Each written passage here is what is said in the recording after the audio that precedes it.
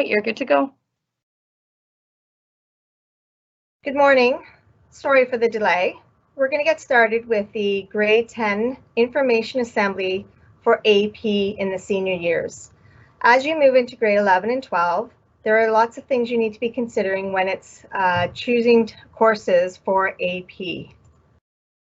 In grade 9 and 10, it's a pretty standard program where you're told what you need to take for pre-AP. But grade 11 and 12, the great thing about AP is you get to design your package, your perfect courses, and decide what you want to do for enrichment.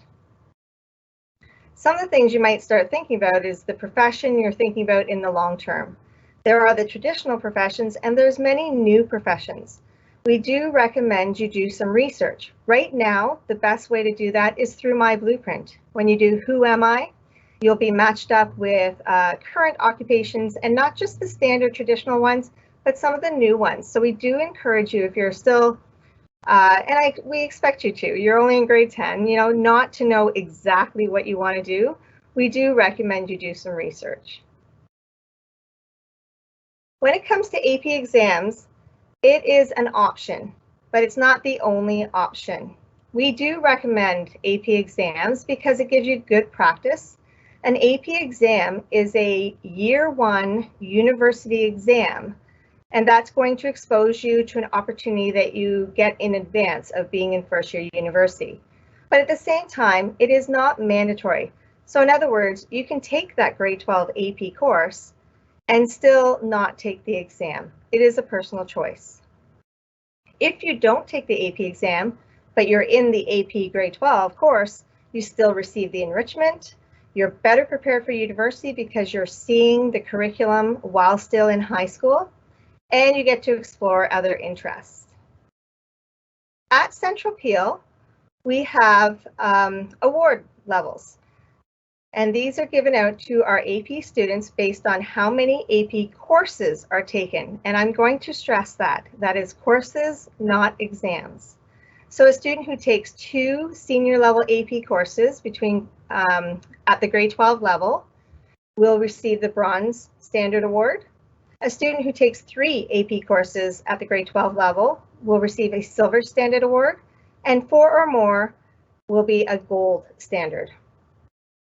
So an AP course are the grade 12 courses that have exams attached to them. Those are the ones, I apologize, it could be a grade 11 course as well, as we can see on the screen. These courses I am going to be reviewing later in the presentation. So we wanted to share with you some information about doing your post-secondary research.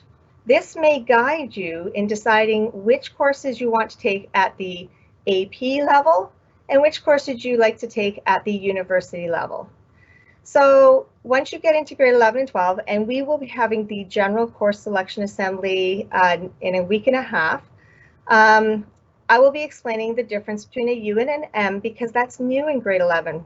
So we have 3 U courses and we have 3 M courses. We have 4 U courses and we have 4 M courses.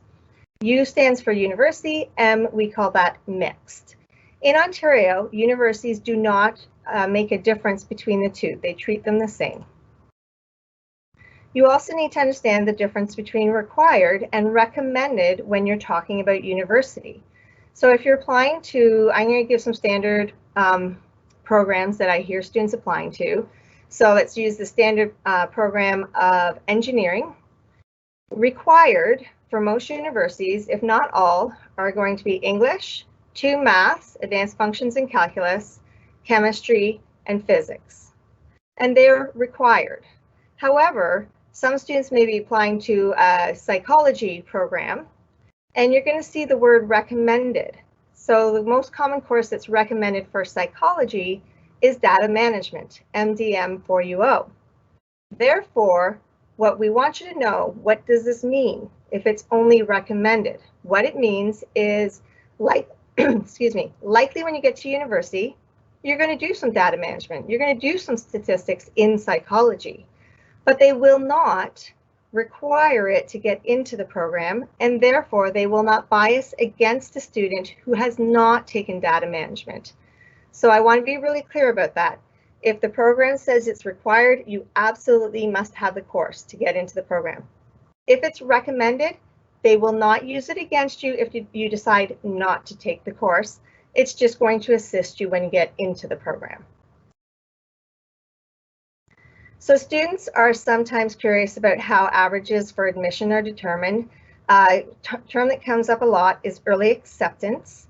And so when you're in grade 12, so a couple years out, and you're applying to university, students ask, can I apply for early acceptance? The reality is anyone who applies on time, which is usually mid-January, will automatically be considered for early acceptance if the university gives early offers. And what they're doing at that point in time is they're looking back at your grade 11 courses. So sometimes students say, whoa, okay, so my grade 11 marks are going to matter. Yes, they will matter for early acceptance, but I need you to understand that those early acceptances are only conditional. It's conditional on your grade 12 marks. So it's your grade 12 marks that secure that final offer. Students then have to think through, if they're taking grade 12 courses, are they going to achieve the results they want to secure that final offer? You do not apply for early acceptance, everyone is automatically considered, and averages are used for admissions versus AP exams. I'm going to say that again. At admissions time, and the latest admissions are offered is the end of May, it is based on your average in your courses. Your first semester grade 12 finals, your second semester grade 12 midterms. So our AP students often wonder, well, how do my AP exams help me in university? Why is it called advanced placement? And what that is once you write the AP exam, you will then be able to submit your results to the university that you have decided to go to, that you have received acceptance for, and they will be able to determine if they are going to place you in second year or give you transfer credit. So again, I'm going to explain that. So say you write chemistry for U9, the grade 12 chemistry AP exam, you get a level 4 or a level 5, then your university that you have accepted can look at that and say, whoa, okay, you did great on a first year university chemistry exam because that's what the AP exam is, and you can go directly into second year chemistry and save over $1,000 on that credit. Or the university may say, we're going to give you a transfer credit. We're going to put 1 credit onto your diploma for university, but we still want you to take chemistry. It's a little less usual, but it does happen occasionally. Students always ask about summer school and night school and repeated courses. We do not offer AP in any of those locations. However, 99.5% of programs, that's my number, do not care if you took the course at summer school, night school, or if you repeated the course. I have a little statement underneath there, which is Waterloo Math and Engineering. The last I checked, they do have a statement. They do not want to see you taking that in summer school or night school. And McMaster and Ryerson will not consider any courses taken after June of grade 12 in summer school. So you do need to look at that and do some research.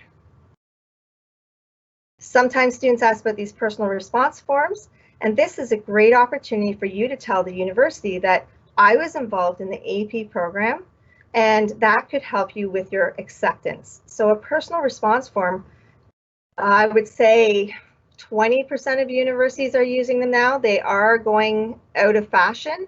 However, these personal response forms allow you to write about what have you done besides your marks? What have you contributed to in the school? What have you done outside of the school that could help you gain acceptance to the university program? There are differences between universities and how they treat AP exams. So some will give transfer credit, others will give advanced placement.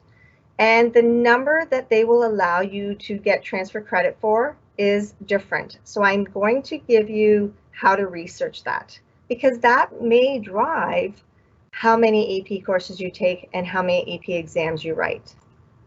So this is Engineering Waterloo.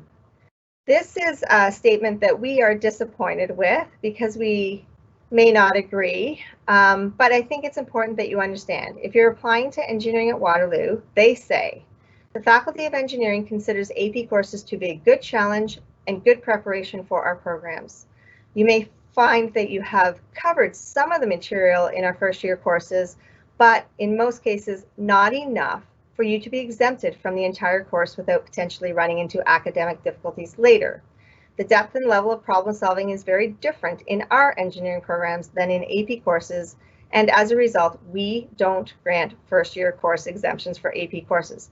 Very important, but I do want to remind you what they're saying. So if you're going into the Faculty of Engineering at Waterloo, you're taking physics as part of the program. You take the physics AP course here at Central Peel, you take the physics AP exam here at Central Peel, and you will be better prepared sitting in that classroom in first year. So while they won't give you advanced placement, it is good prep. Very different at Engineering Queens. What they say for advanced placement. The advanced placement program and courses are considered excellent preparation for university courses. Queens recognizes many advanced placement courses as prerequisite courses for admission. Students who have completed AP courses may be eligible to receive credits towards their degree. So a very different statement. That's why I want to share with you how to do this research. I'm going to go back here. And at the bottom, I have the Ontario Universities Info.ca site.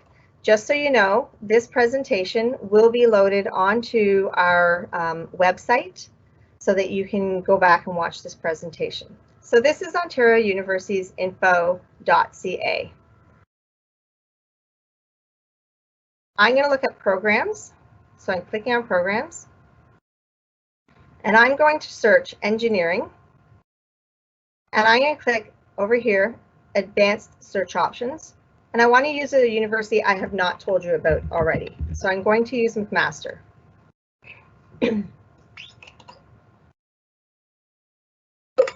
Sorry, I have to hit search. There we go. Okay, what happens now is I find all the engineering programs at McMaster. They have a co-op, they also have a regular. I'm going to look at the regular one. I'm going to click compare, and then if I had more than one, they'd pop up on this page. Sorry. Here you can see 85 to 90% is the range of marks getting in. So in other words, that's the low end of the range. You're going to be above that to get in. You can also click on prerequisites, and you can see here they ask for English, calculus, chemistry, and physics. Those are the marks going to be used to determine acceptance. In order to take calculus, when I do my course selection presentation, I'm going to tell you, you also have to take advanced functions. So that will be 5 of your 6 grade 12 courses. Now I'm going to click on Engineering 1 here because this is how you find AP information. You click on requirements and you can see right here in the middle, IB and AP requirements.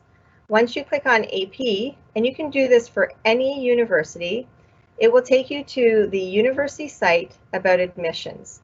So I'm sorry, I'm going to have to click through a couple more things here. I'm going to say I'm attending a secondary school. My province is Ontario. And I'm going into engineering.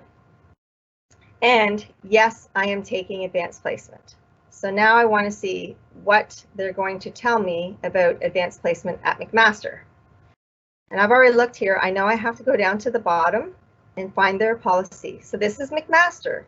Applicants who have completed AP courses will be considered for admission to a level 1 program, which is entry level, who have completed AP exams through the College Board, which we do, in acceptable courses and achieve a minimum grade of 4 will be considered up to 18 units of advanced credit. So what that tells me in University McMaster, 1 credit is 6 units. So they will give you 3 credits maximum. So 3 AP courses, 3 units at their level. So that may drive whether or not you write 3 exams, 4 exams, 5 exams. So this kind of research on this website is highly recommended. Again, you start with programs, you type in what you're looking for, you can search all universities or you can search specific universities by doing the advanced search option. So please check that out in the next few weeks. So this is the website again, ontariouniversitiesinfo.ca, and you can get admission information, what the average is, what the courses that are required, and the AP information there. And I already talked about these two examples. Now, if you're thinking of applying outside of province and into the United States, you're going to need to do some individual research on those. You're going to have to go click on their websites. We don't have a central location for those. But I do want to tell you, on our Guidance Google Classroom, under post-secondary, we do have a link to a support system for American schools. And we highly recommend, if you're thinking about going to the US, you do that research through our Guidance Google Classroom link. But for example, if you're thinking about Dalhousie, they only require 5 grade 12 courses. Ohio State in the United States, they look at the whole transcript. So whereas our universities in Ontario look at grade 11 and grade 12 marks only, that's all they ever get. Most American universities look at the whole transcript, not just your grade 11s and 12s.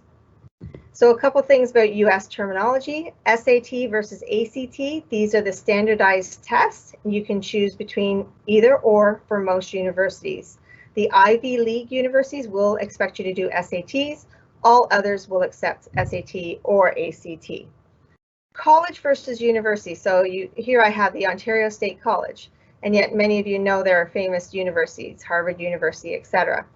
Generally, the difference between a college and a university in the United States is what they offer. And that means for colleges, they offer undergraduate degree work. So you're going to do your Bachelor of Arts, your Bachelor of Science, your Bachelor of Criminology, your Bachelor of Engineering, your first degree.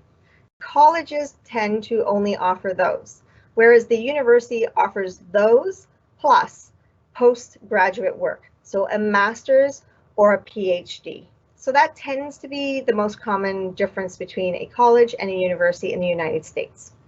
And the collegeboard.com is a central location for information about university in the United States. So here we're going to get into your choices for grade 11 and 12. I'm going to click through them fairly quickly, and then I will remind you that you can go back to our website to watch this again, and I will also be uploading a document and sending you the document. All of you are going to receive a document from me which has all of the AP courses available in grade 11 and 12.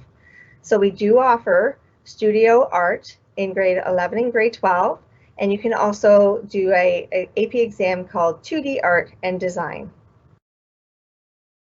In English, we offer English 3U9, and it is followed by an AP exam. Mr. Schicknight's going to speak about English 3U7, which is Capstone, but both of these, English 3U7 and 3U9, allow you to do an AP exam called English Language and Composition. So pay attention to that. If you take English 3U9, that means you can write an AP exam while still in grade 11. In grade 12, we have the English 4U9, which has a prerequisite of either English 3U9/7 or English 3UO. So in other words, if you're not interested in doing the AP exam on language and composition, but you are interested in doing the exam on literature and composition, then you can take English 3UO and then take English 4U9 when you're in grade 12. For French, we have FSF 3U9 semester 1, followed by FSF 4U9 semester 2. The recommendation is to back them onto each other. And again, it's to keep the language flowing and you're fully engaged in French over the course of a full year. So the example could be you take FSF 3U9 and 4U9 in grade 11. Or if you have other restrictions, you may take FSF 3U9 and 4U9 in grade 12. That's recommended, not mandatory, but it is recommended. At the end of FSF 4U9, you have the opportunity to write the AP exam in French language and culture. For math, in grade 11, this is unusual, but we do encourage, if you want to, taking the MCR 3U9 and or MDM 4U9. Data management 4U9 AP, you are permitted to go straight from MPM 2D9 to data management 4U9. And what we find, or what we've been doing, is putting data management 4U9 in semester 1 so students complete the full course, and then they can write the statistics exam at the end or in the middle of May. So you do not have to take both of these maths. You can choose to take one. However, if you're planning to take MHF and MCV, which is Advanced Functions and Calculus, then you will have to take MCR 3U9 because MCR 3U9 is the prerequisite for MHF 4U9. So it's a little complicated, but you have options. You can take both of these courses. You can take just this course. If you're not planning on taking Advanced Functions and Calculus, you can actually just take this course. At the end of grade 12, if you've completed Calculus 4U9, then you can choose, to write the AP exam called Calculus AB. MHF 4U9 prepares you for Calculus 4U9. It does not prepare you for an exam. There is not an Advanced Functions AP exam. For science, we offer Physics 3U9 and 4U9, and it's similar to French. Highly, highly, highly recommended, almost required, to take Physics 3U9 in semester 1, followed by Physics 4U9 in semester 2. You are eligible to take it in either grade 11 or grade 12, but we do recommend you take both of them in 1 year because of the flow. And then you will write the AP exam, Physics 1, if you wish to, in May. Chemistry 3U9 followed by Chemistry 4U9, same thing as Physics. The flow, take it either all in grade 11 or all in grade 12 and write the AP Chemistry exam. Biology 3U9, again, 1 semester and then followed by Biology 4U9. And you can write the AP exam for biology. So this may be complicated, but once you start sitting down in my blueprint and sliding in your courses, it actually becomes much more simplistic. So if you're the student who's going into an engineering program and you're not interested in taking biology, then you can opt to take Chemistry 3U9 and 4U9 in grade 11, and then do Physics 3U9 and Physics 4U9 in grade 12. The universities don't care. They don't worry about the fact that you're taking a 3U course in grade 12 because you will have already completed a grade 12 course of chemistry in grade 11. This may seem complicated, but get into your My Blueprint account and you can start mishmashing and putting your courses in. Social science offers several options as well. We have anthropology, sociology, and psychology in semester 1, followed by psychology in semester 2, and the AP exam. Again, recommended strongly to be taken in the same year. Sometimes students who decide to split them might not get into it because they're reserved for the students that are taking it for the full year. Economics AP has a macroeconomics exam attached to it. You can see again here, you can take a grade 11 course and write an AP exam while you're still in grade 11 and see how you do. It's great practice to take an exam while you're in grade 11. We're offering human geography for the Human Geography AP exam, and we offer world history since 15th century, and they write the European history exam. So lots of options under the social science area. So you need to talk to your parents, your teachers, your peers. I really encourage you to talk to grade 11 and 12 students who are in AP right now. Find out how they're feeling about things. Grade 12s have gone through a year of doing the AP courses at the senior level. Do your research, think about the programs you're thinking about for university, and we will not be opening the course selection until December 13th. But what that means is you'll have the general presentation that day, and then you can actually start submitting your courses. Keep in mind, if you go tonight onto My Blueprint, you can start messing around, putting your courses in, trying to figure out how you can make it all fit. So at this point in time, I'm going to turn it over to Mr. Schicksnight, who's going to talk about AP Capstone. And Mr. Schicksnight, you can just tell me when to flip the screen. Oh, I just want to interrupt. I'm here too, Mr. Schicksnight, but you can go ahead. And Okay. except my camera doesn't work. I even have lipstick on. My camera doesn't work. So is Mr. Schicksnight presenting this part? He can. Yep. Okay.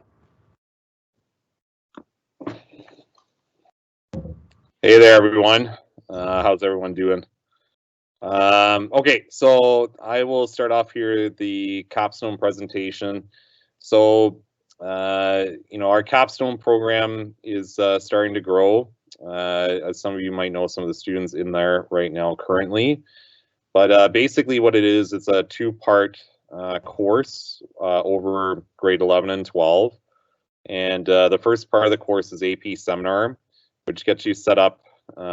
Usually it's bundled into 3U9/7 course.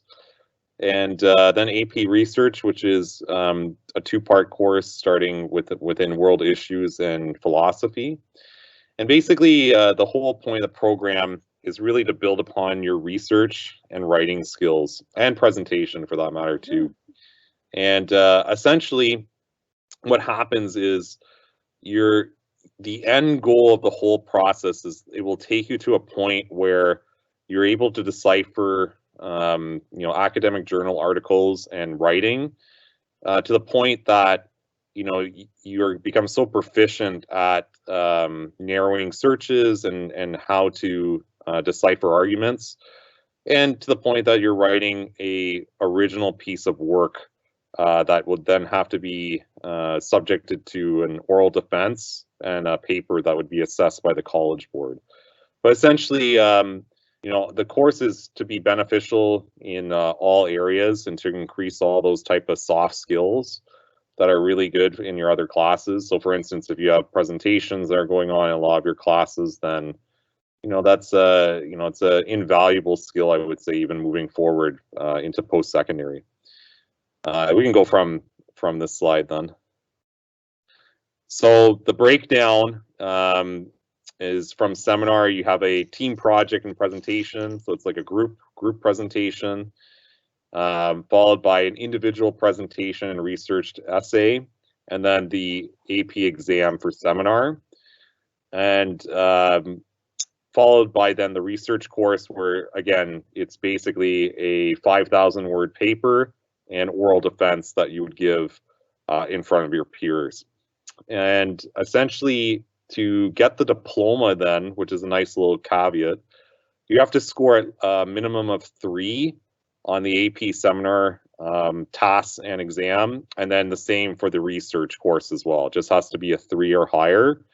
And if you take 4 additional AP courses at the school and get a 3 or higher on those exams, at the end of the process, you would be granted something called the AP Capstone diploma. Now, if you only complete the seminar and research components, then you would get something called the AP Research and Seminar Certificate. You can go ahead. If Ms. Williston's there, she could talk about this part. All right, hi folks. Sorry again, no camera. But so in grade 11, you would choose the ENG 3U7, and then you would also choose the ETS 4U7. And the reason why we need you to take 2 courses is so that Capstone and ENG 3U9 run all year long. Because what happens is, we're starting to do some work with AP Lang in the first part of the course, but then we need to also start doing some work with Capstone. And we need to get our presentations done so that when the College Board they release a stimulus package in January, we need a certain amount of days to work with that package to do the part 2. So English 3U9 essentially and the Capstone course become a full year course. So you're doing Lang work as well as Capstone work at the same time. And we chose this space or these 2 courses just because the seminar exam, the final exam, is quite similar to the Lang exam. focusing on synthesizing and talking about thesis and main idea and using evidence.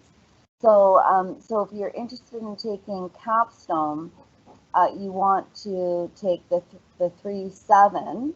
So that tells Miss Allworth and the other counselors that you want to take Capstone, and then you also choose ETS. I just want to add that all of our students, last year we had one student score a 3, one a 4, and the rest scored 5s on in the seminar program for Capstone, according to the College Board. Just wanted to give that little plug there. Okay, Mr. Schickschneid, over to you. And for this second part, for the research component, Mr. Ross usually teaches the world issues component. I teach the philosophy. And so essentially what we would be doing in those classes is looking at building your research skills specifically in terms of, obviously citation stuff, but also building capacity in terms of understanding how to read academic journal articles and getting you to a point that you're so proficient at obtaining the documents that you need to be successful. So the major area here of importance is that, or I guess the cool thing about this course is you get to pick what you want to do, right? It's your course essentially. So I can just give you an example of some of the studies that are right now going on with our current Capstone group. We have one student is looking at Eurovision and its impact on particular cultures. Another student's just doing a historical study about a particular battle during European history. Another example is a content analysis of looking at newspapers and how they frame the pandemic in Alberta. And a really cool one that I guess is hits close to home is a psychology experiment is going to be done where the student's going to show ASMR videos and then take the heart rate of their participants, and they're trying to see if that actually has an impact on your mood. And I thought that was it's a really cool sort of way to sort of explore your passion and interests, right? And those are just like a small example. And I guess I'll give a little plug to the students from last year. So we had 4 people complete the process last year and go through the oral defense, and we had all of them be successful. And there was I think 2 4s and 2 3s, so they were very satisfied with the end results. And I think it was a big learning curve for them too, right? Because they had to learn to time manage, and they realized how much work goes into like creating a project like this. And so, the last plug I guess I'll give for that course in particular, right? If there is something that you're passionate about, it doesn't necessarily have to be in the social sciences. It can be something science related, or in English, or any subject that's taken here at this school. You're able to get a mentor, and they're going to be able to assist you with that. And then you just, you go through the process. So here's a great opportunity for students. So there are some of those examples. There's Caitlin again, that's working on the Eurovision study. Katrina's working on the Alberta and the media connection. Alexander, they're working on the historical study. Harleen, I didn't talk about. Her study is actually quite interesting too. She's looking at how the community in Brampton in particular looks at international students and how that's affecting their use of local community spaces. So it's a pretty big endeavor for her, but like it's a very interesting one as well. For Hia, she is doing the psych experiment. For Aneri, she's looking specifically again at the racialization of South Asian communities, particularly in a post 9/11 environment in Canada. And then finally, Megan is looking at the lyrics, I think, of 3 bands, and then essentially how their fan base relates to those lyrics. So she's gonna, I think if I remember correctly, she's gonna be doing some in-depth interviews with people. So it's a really cool little project, right? I wouldn't say little, but it's a quite a big endeavor for them to take on, and we're really proud of them, and we're hoping they're all going to be successful this year. Thank you for letting me come in and speak to everyone. That's awesome. Thank you very much, Mr. Schicksnight. And we do have a few minutes left for questions. So Miss Barty, if maybe we can open the question and answer, and if a teacher, the student has a question, you can type it in for them. That would be great. But I'm hoping you're really better informed now. You're engaged with the idea of Capstone. It's obviously very exciting. They get to choose areas of interest for themselves and really explore it at a university level, which is, I think, is the key point. You will gain skills in high school that are going to set you up well for university. And of course, the grade 11 and 12 AP courses now as well, which is key. Again, I'm going to be uploading this presentation onto our school website. And I will also be sending out a list of all the AP courses and how we recommend you take them. So again, that idea that some of our courses, we recommend you take the grade 11 in semester 1, followed by grade 12. You get to decide, do I take it in grade 11 or do I take it in grade 12? And for those students who are AP and string students, you're going to spend some time putting in your strings courses and figuring out how to get everything else in there. And I'm going to tell you that my past experience working with students who have strings, they're athletes, they want to take French, they want to go into an engineering program, it is possible. It just makes you organize in my blueprint how you're going to make it happen. It is possible to get the best of all worlds. And again, you get to decide, do I want to take the course at the AP level or do I want to take the course at the university level? And then when you take an AP course, grade 12 AP course, you get to decide, do I want to sign up for the exam or do I want to take the course but not do the exam? So there's lots of flexibility. That is the wonderful thing about an AP program, is that natural flexibility that comes in there. So I don't know if we have any questions. At this point, we don't have any questions, Ms. Allworth. That's okay. So I know it's a little tougher when it's in a classroom and the teacher's running it for you and you can't just pop your own questions in. Usually what happens at this point in time is students go away and they start researching university programs. So again, Ontario University's info.ca, spend time on there, check out all the wonderful information they have. If you click on programs, you can type in the programs you're interested in, find out all the universities that offer it. You can explore what the prerequisites are, the grade ranges, and you can look at how they treat you as an AP student.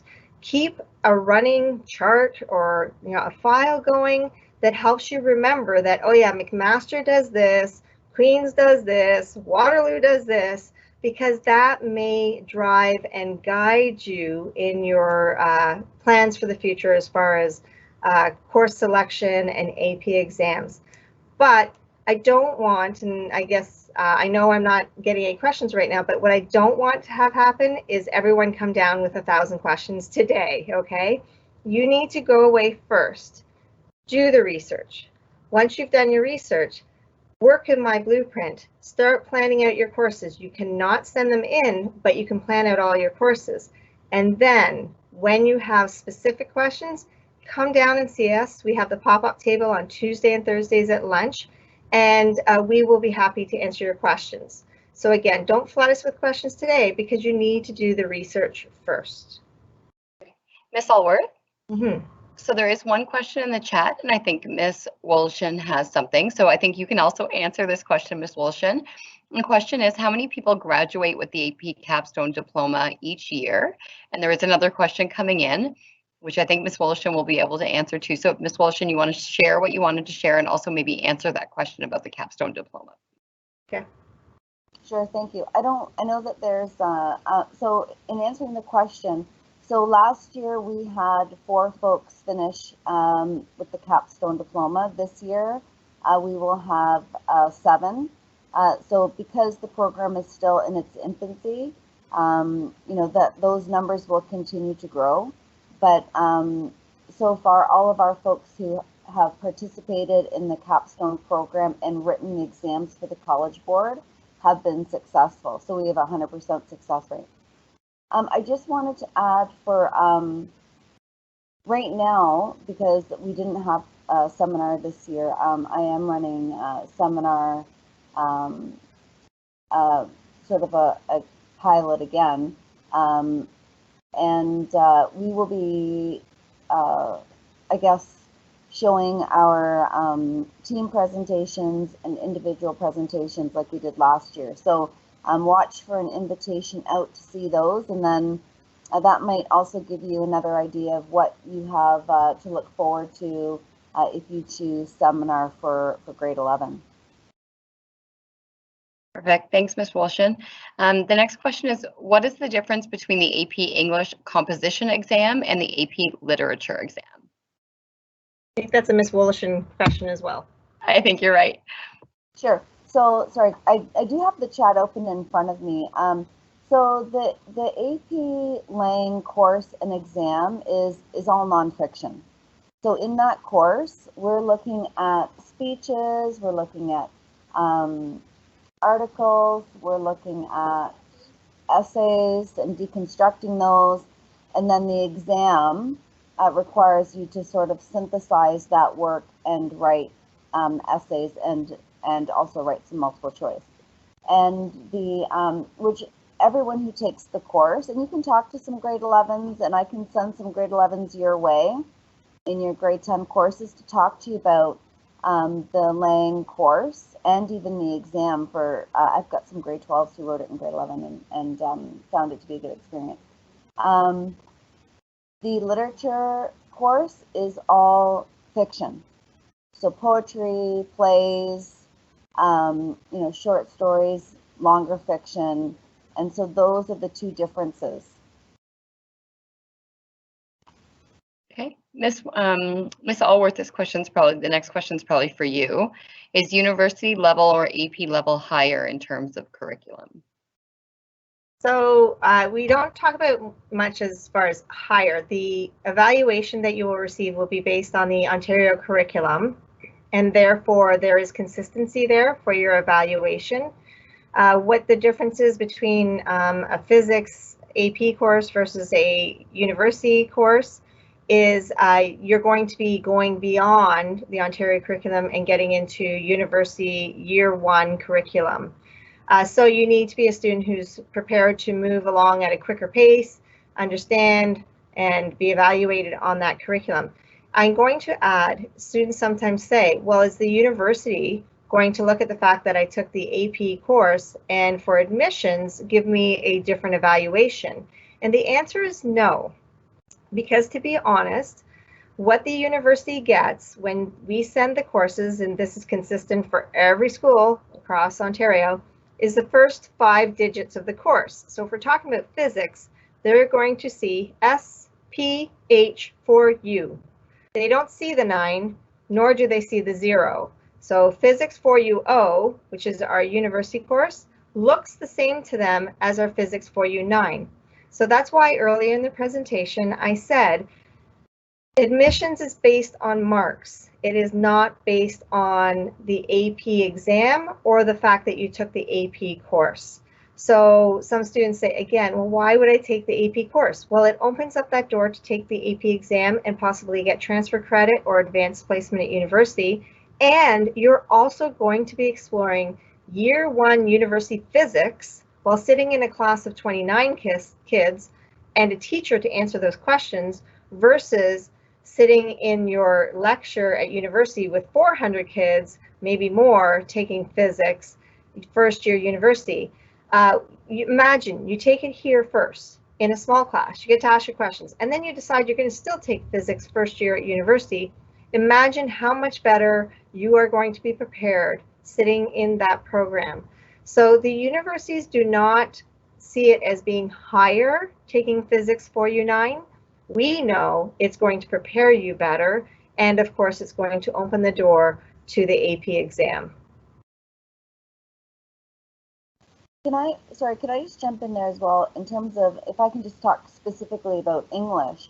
Like, I know that when we talk about 3U and 3U9, even though the 3U9 focuses on prep for the Lang exam, we're still dealing with the Ontario curriculum.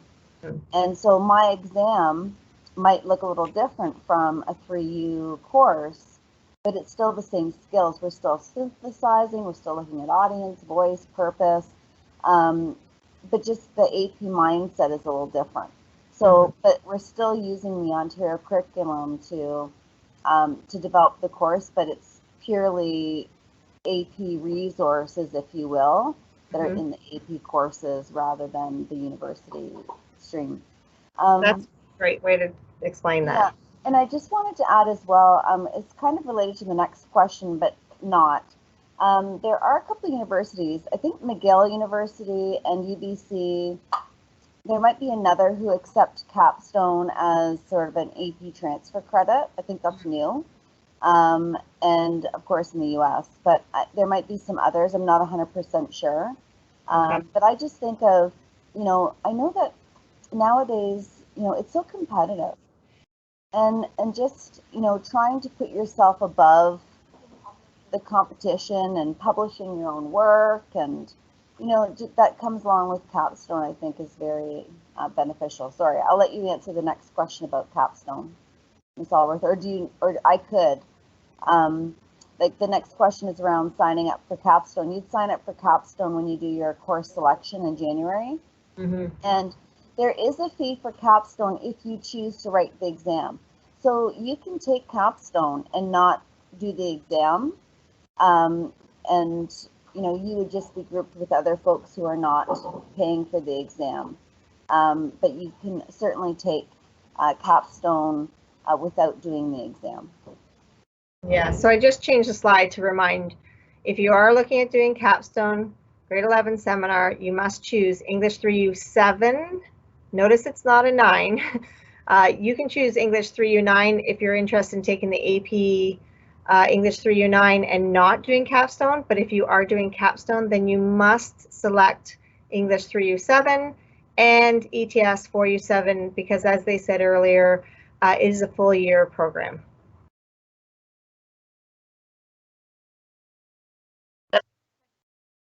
Out of time anyhow. Okay. Well, thank you very much for everyone listening in today. Thank you for Miss Barty producing, and Miss Woloshin and Mr. Schicksnight presenting, as well as Miss Matei in the cafeteria. Thank you for helping us out.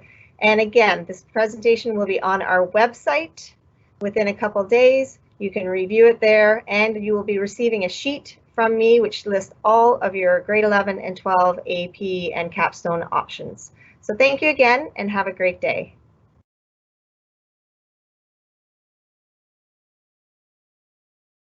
Thanks, everyone.